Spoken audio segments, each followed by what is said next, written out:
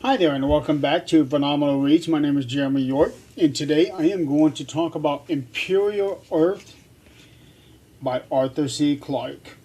Now, if you're not familiar with Arthur C. Clarke, he is a science fiction author. He actually co-wrote the 2001 movie, Space Odyssey, which is a brilliant movie for its time. It was so groundbreaking, and it really was something else. Now, Arthur C. Clarke. It took me a little bit to get into this book because the first bit of it was traveling through space, a lot of very technical words, technical surroundings, and not really a whole lot going on. And then in the latter half, they arrive back on Earth. You know, they're traveling through space from a different planet, coming back to Earth. It's sort of like a political book as well, because there's a lot of politics into this thing.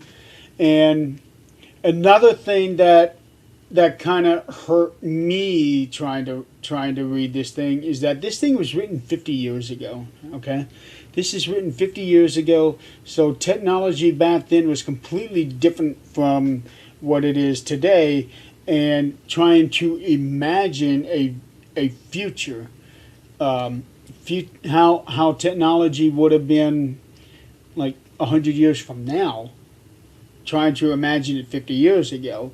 So that was something that hurt me because I'm already used to how things are today, and trying to get into the story for this that was written before I was born. But still, I thought it was good. I liked it. I liked the resolution.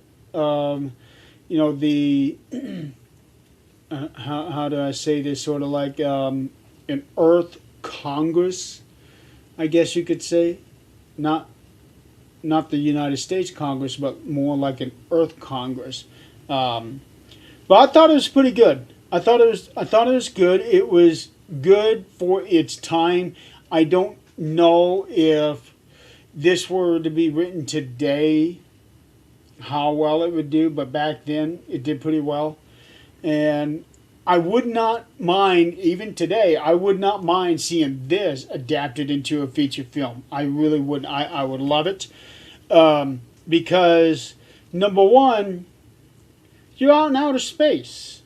Those kinds of movies are fun to make.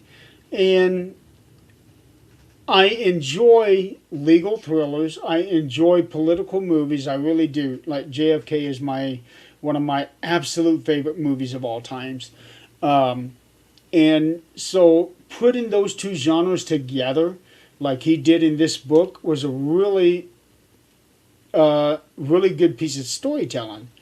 And so just based on that alone, despite how technical he gets, because he he went very scientific in this book. I will not kid. I will not lie about that. He does get very scientific, very technical.